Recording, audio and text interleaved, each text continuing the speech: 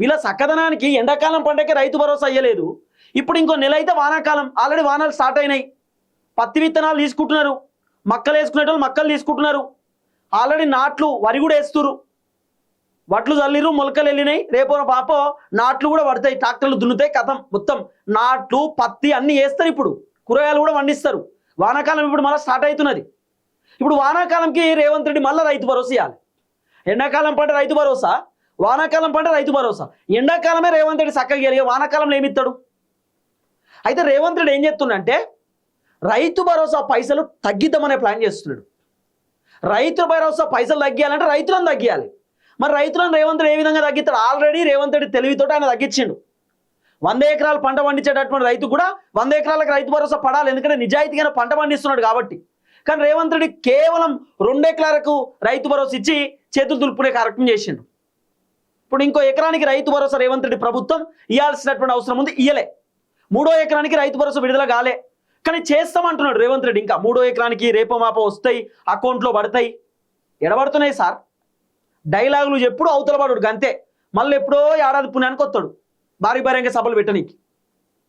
కేవలం రేవంత్ రెడ్డి తిరుగుడు ఎందుకు చేస్తున్నాడు అంటే 6 నెలల టైం ఉన్నది. 6 నెలల్లో రేవంత్ రెడ్డి వ్యతిరేకత పొడగొట్టుకుంటేనే ఇంకా 2 సంవత్సరాలు ముఖ్యమంత్రి ఉంటాడు, లేకపోతే కథం.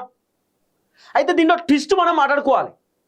రేవంత్ రెడ్డి ప్రభుత్వం సుమారు 2,17,000 మంది రైతులకు రైతు భరోసా కడియేద్దాం అనేటటువంటి ఆలోచనలో ఉన్నారు. ఎందుకు రైతు భరోసా కడియేస్తారు? కారణం ఏంటి అంటే ఆల్రెడీ రేవంత్ రెడ్డి 70 లక్షల మంది రైతులకు రైతు భరోసా ఇస్తున్నాడు. అయితే ఇప్పుడు ఈ 2,17,000 మంది రైతులకు ఆల్రెడీ 500 రూపాయల పంట బోనస్ కూడా వస్తున్నది. అంటే 2,17,000 మంది రైతులు సన్న వడ్లు పండిస్తున్నారు. సన్న వడ్లు పండించేటటువంటి రైతులు వీళ్ళు. ఈ సన్న వడ్లు పండించేటటువంటి 2,17,000 మంది రైతులకు వాళ్ళకి ఒక క్వింటానికి 500 రూపాయల చొప్పున పంట బోనస్ వస్తున్నది.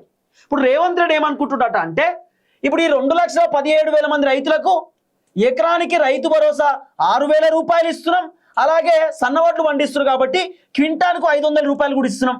కాబట్టి ఈ రెండు ఎందుకు ఇవ్వాలి? రైతు భరోసా ఎందుకు ఇవ్వాలి?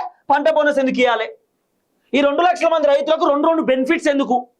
కాబట్టి దీంట్లో ఏదన్నా ఒకటి ఇద్దామనే ఆలోచనతోటి రేవంత్ రెడ్డి రైతు భరోసా ఆయన ఇస్తారట, లేకపోతే పంట బోనస్ అని ఇస్తారట.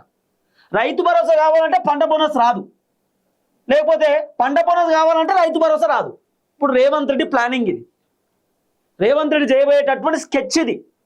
2,17,000 మంది రైతులకు రేవంత్ రెడ్డి ప్రభుత్వం రైతు భరోసా ఖతం చేసేటటువంటి కార్యక్రమం చేస్తున్నారు.